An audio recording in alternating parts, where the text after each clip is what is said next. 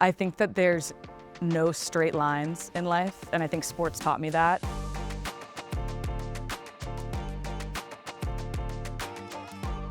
Hi, Kelly. So excited to have you on the show. Well, thanks for having me, Poppy. It's great to be here with you today. So today, I'd love to talk to you about your podcast, the state of women's sports, and the role of media and storytelling in fueling the growth of women's sports. But before we do all of that, I would love to revisit your soccer career. Can you give us a super quick snapshot of your career and highlight maybe 3 proudest moments that you felt like shaped your career? 3 moments that shaped my soccer career. I'd probably have to say 2012 Olympic gold medal. That was the first Olympics I was able to play in. And unfortunately, the only gold medal I won, but it was a very special one. In London. Yeah. And then 2015 and 2019 World Cup were both huge moments. I'm going to group those together because they're both World Cup. Yeah. And then probably the equal pay fight. Being part of that was, I think, a huge part of my career and something that I think is going to shape the future of women's sports. For sure. If there was one lesson you could take from sports, and do you feel like this lesson still is applicable to you, your business and your personal life, what's the lesson? For sure. I think that there's no straight lines in life. I think a lot of people think about success or journeys as like you have a goal and you just get to that goal and it's a straight shot. But the reality is that's not the case in life and in sports. And I think sports taught me that. You set a goal and you put together habits and you develop and design your life to go achieve that goal. But that doesn't mean it's going to be easy, nor is it going to be a straight line. I love that. Yeah. And I want to talk to you about your podcast. Okay. You started podcasting. Yes. What was the inspiration behind that? Yeah, so I actually started podcasting back in 2020. Just Women's Sports had just started, and part of launching Just Women's Sports was me hosting a podcast for them. As I was reaching the end of my playing career, I was thinking, what can I do next and what do I want to do next? And the conversation with Haley was, how do we create 24/7 coverage or consistent coverage of women's sports? And we dreamt up Sports Are Fun. So that is the podcast that I host weekly for Just Women's Sports. It comes out every Tuesday. I'm the host. I have an amazing group of co-hosts with me, but it really was about figuring out like what's missing in the space and what can we add and what do we want to bring to the space. What do you think is missing from the space? Well, I don't know about maybe missing, but for me, I was like, I don't have a podcast that I can turn to that it's just like a group chat, hanging out, fun casual, chat, right? yeah. And I think what makes Sports Are Fun different is it's casual. It's supposed to be about vibes and just talking about the biggest storylines in the last week of sports. What I wanted when we were building Sports Are Fun, I was like, I want to have a diverse array of personalities covering it, because I think that is, you want to have these inputs and these perspectives from everybody, not just the prior athlete, but from people who are fans, from people who have been covering the sport for a very long time. So we built it based on that. When you first started your career in soccer, what was the coverage of women's sports like back then, and how has it evolved over time? Well, it was limited, I will say, Poppy. It's funny. I think what makes women's sports fans, or why we have diehards, is because you had to work to go find the coverage, to go find the games, to even see a game, right? Like, I think there was a point in time when not all our games were broadcast, but now, you know, people are fighting over media rights. All the games are being broadcast. We have multiple broadcast partners, so the coverage is completely different.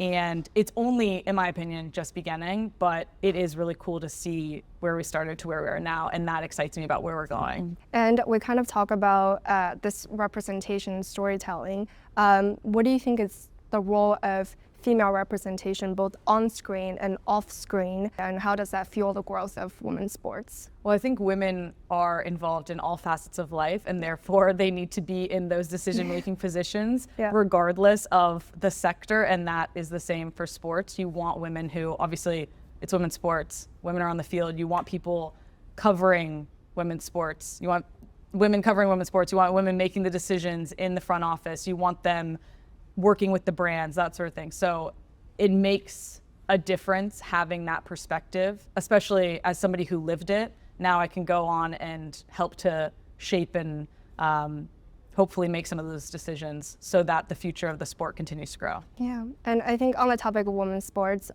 it has experienced tremendous growth in recent years in terms of viewership, reach, popularity, revenue.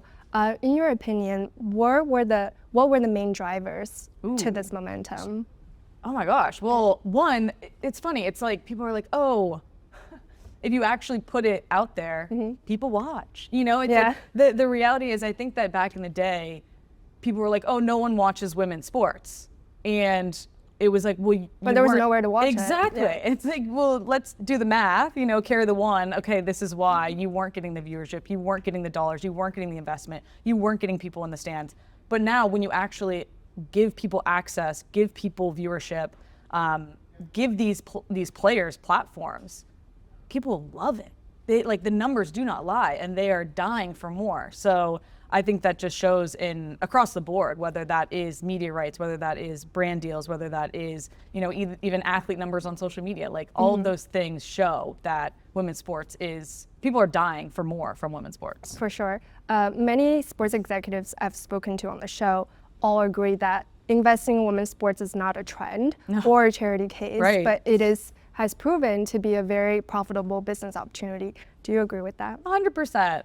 I think that, and I felt this, unfortunately, as a player, early days in my career, unfortunately, owners in our league, you know, looked at it almost like, okay, well, I'm doing this out of the good of my heart. And we were like, that's actually not what we want. We want you because we want you to be making a good business investment and decision, because there is going to be an ROI here. There is value here, and we want you investing for that reason. And now you're seeing that people are moving into the space because they are recognizing, like, there is a real ROI here, there is a real investment here, and there's a real opportunity here. And it hasn't hit that, you know, hockey stick growth yet, and they want to get in now.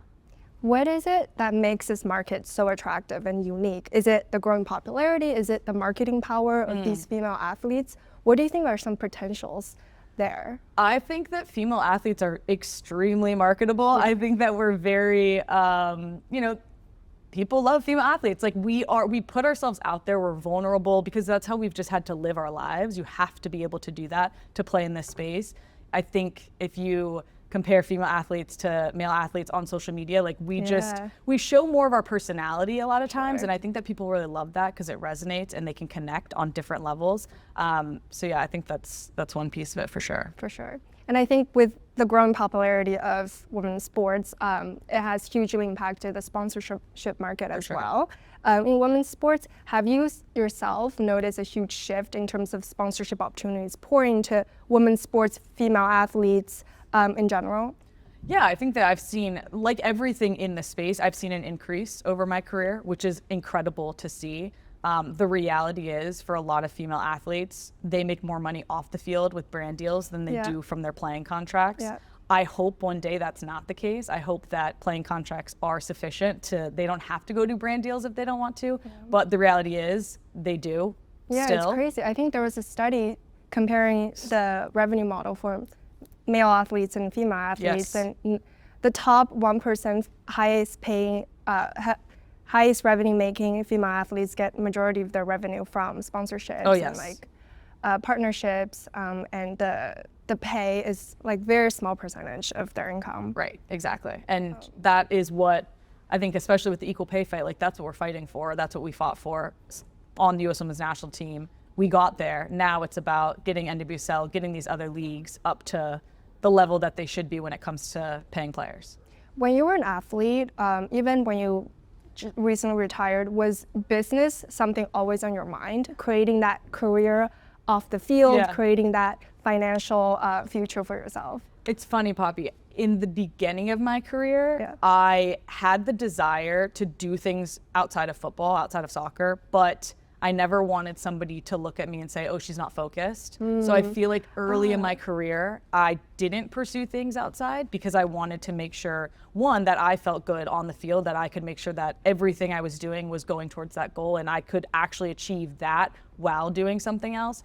As I felt more comfortable as my career progressed, just with experience and my play on the field, I then started to be like, okay, what are my interests off the field? What are my passions? Let's go see and try things there. And I think that I would love people to not feel that way early on. Like immediately get into what you're interested in, because I think that it just contributes to your play on the field, in my opinion. If you're happy off the field, if you're doing stuff, you need something that isn't just all your sport. Some people can do that. I enjoy doing other things too. Yeah, that's interesting, because it's hard to strike that balance, I guess. Yes. When you're a top performing athlete, you have a goal to win. You want it to put 100%, but at the same time, you also want to create those opportunities for yourself. Yeah. What trends have you seen in terms of businesses and big corporates investing in women's sports? And do you find that will have a huge impact in terms of the future of women's sports?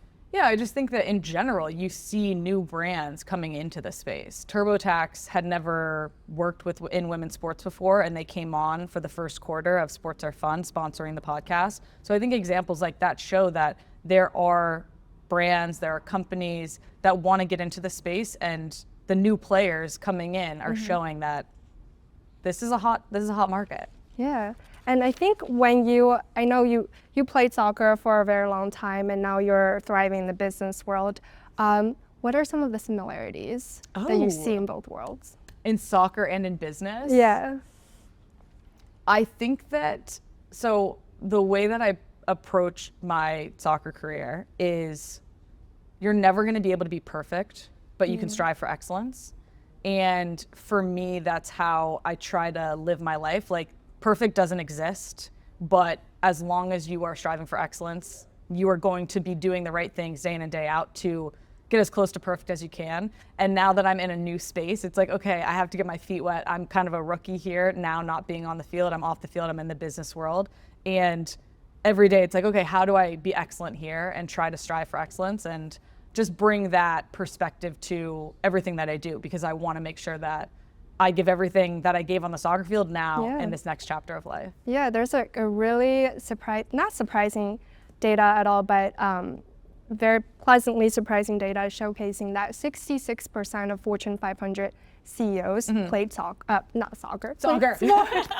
play sports in college. So I feel like there are definitely so much overlapping qualities. Oh, for sure. Yes.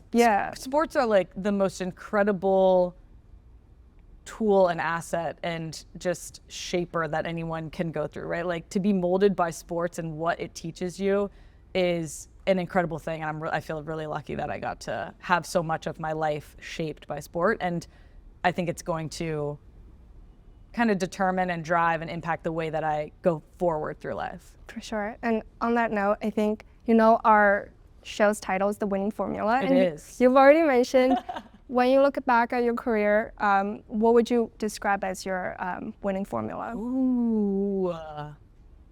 What would I describe as my winning formula? Okay, so I think the winning formula is like, you have to realize that anytime you walk into a space, the attitude that you bring to that space is you have the ability to shape it, right? So you come in with a bad attitude to practice, like, other people are gonna feel that. It's probably not gonna be a great practice. You come in happy, lifting people up, having a couple jokes, bringing that intensity, that shapes that environment. So I really think that for me, the winning formula is like understanding the impact that you have and the impact that your attitude has to the spaces that you walk into, the people that you interact with, and just the life that you live. I love that. Yeah. When you look at the future of women's sports, what excites you the most? Everything. It's so cool. Like, I'm like, dang, I can't believe, I feel so lucky to have played when I did and played with the group of players that I got to play with and be a part of some really big things in women's sports history. But it's just such an exciting space, and it's just the beginning. So I feel lucky that I got to play, but now I get to stay close to it and help impact it and just watch it grow. And honestly, not just grow, but explode, because that truly is what I see is gonna happen.